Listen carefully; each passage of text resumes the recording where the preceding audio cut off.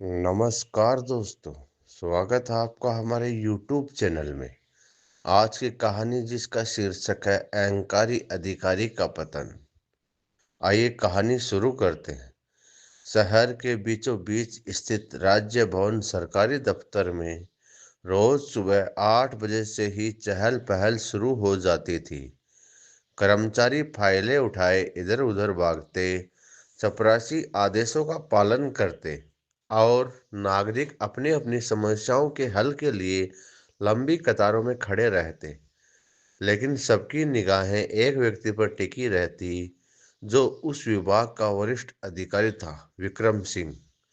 विक्रम सिंह की पहचान पूरे दफ्तर में कड़क अफसर के रूप में थी। उसके चेहरे पर हमेशा तनी हुई भौहें, आंखों में घमंड और आवाज में आदेश का भार रहता था। कोई भी कर्मचारी उससे बिना डर के बात करने की हिम्मत नहीं करता था। जब वह कमरे में प्रवेश करता, सन्नाटा छा जाता। यह फाइल किसने देखी? उसकी आवाज गूंजती और कोई भी सिर उठाने की हिम्मत नहीं करता। धीरे धीरे उसका व्यवहार अहंकार में बदल गया। वह समझने लगा कि सरकारी खुशी उसकी व्यक्तिगत जागीर है और उसके नीचे काम करने वाले लोग सिर्फ आदेश मानने वाले सेवक हैं। यदि कोई कर्मचारी उससे असहमत होता, तो वह उसे अपमानित कर देता या ट्रांसफर की धमकी देता। तुम लोग मेरी मेहरबानी से नौकरी पर हो, वह अक्सर कहता, वरना मैं एक सिफारिश में निकाल सकता हूँ। लोग उससे डरते थे, नफरत करते थे, लेकिन कुछ कर नहीं पाते थे। हर कोई अपनी रोजी रोटी के डर से चुप रहता। समय बीतता गया। विक्रम सिंह के घर का वैभव बढ़ने लगा। नई कार, आलीशान बंगला, महंगे कपड़े और पार्टी में जाना उसका रोज का शौक बन गया। लेकिन उसकी तनख्वाह उतनी नहीं थी कि वह सब खुद से चला सके। धीरे धीरे लोगों को समझ आया कि यह सब सिर्फ एक ही रास्ते से आ रहा है, रिश्वत के रास्ते से।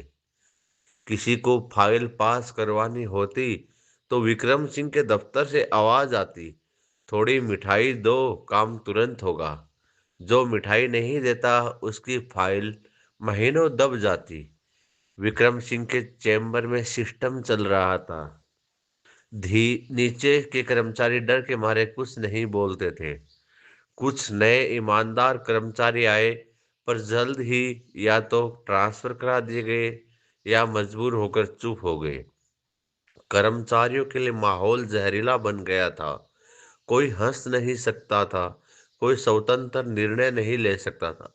विक्रम सिंह का रवैया कठोर था। यह काम 1 घंटे में करो, वरना नोटिस मिलेगा।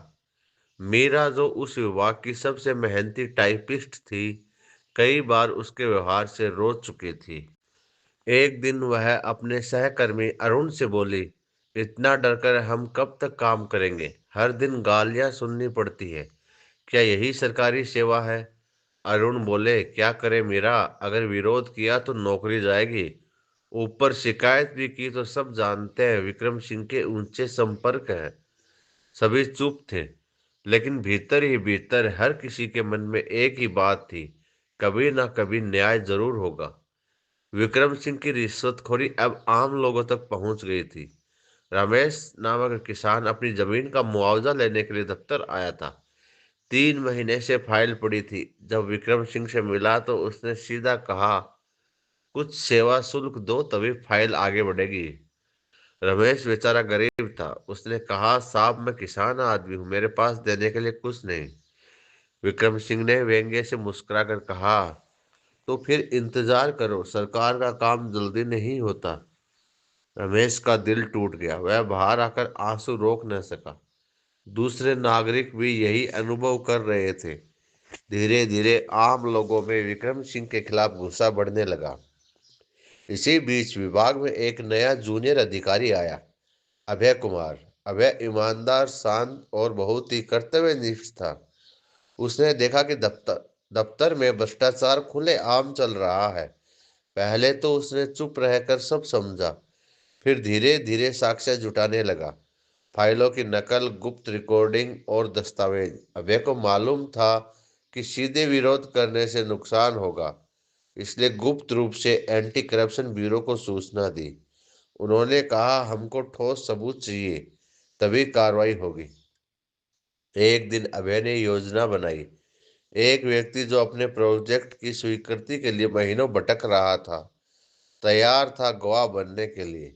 वह व्यक्ति नकली नोटों के साथ गया और विक्रम सिंह से बोला, सर काम जल्दी करवा दीजिए, ये छोटा सा तोहफा स्वीकार करें।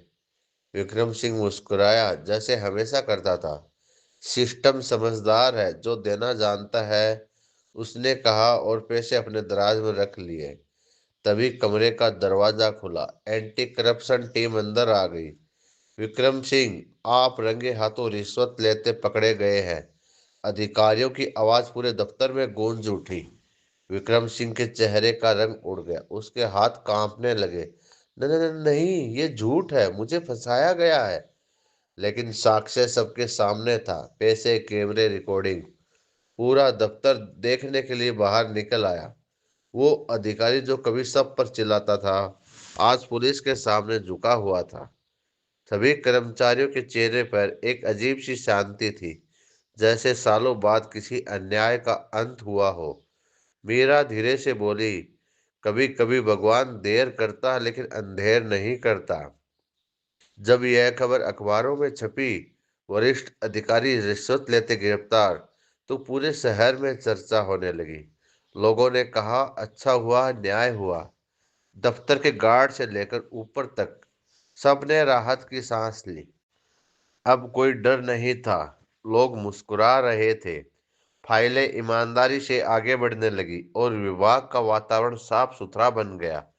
जेल की कोठरी में बैठा विक्रम सिंह सोच रहा था, कभी मैं भी एक ईमानदार अधिकारी बनना चाहता था, फिर मैं इस राह पर क्यों चला गया।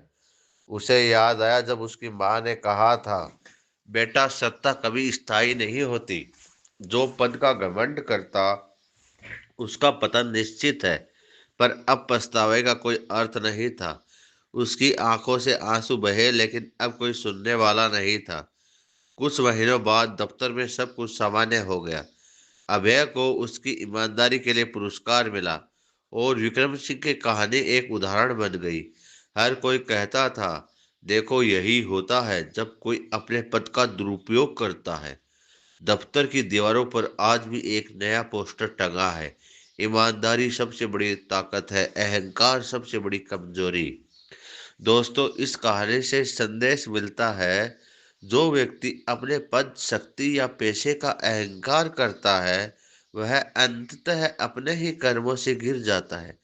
कर्मचारी हो या अधिकारी, सम्मान हमेशा व्यवहार से मिलता है, डर से नहीं। अहंकार कुछ समय के लिए डर तो पैदा कर सकता है, पर सम्मान कभी नहीं। और जो इंसान ईमानदारी से काम करता है, उसका नाम भले देर से सही पर इतिहास में आदर के साथ लिखा जाता है। दोस्तों, आपको यह कहानी कैसी लगी, कमेंट बॉक्स में हमें जरूर बताएं। साथ ही आप चैनल पर नए हैं तो चैनल को सब्सक्राइब करें, लाइक करें और शेयर करें। धन्यवाद।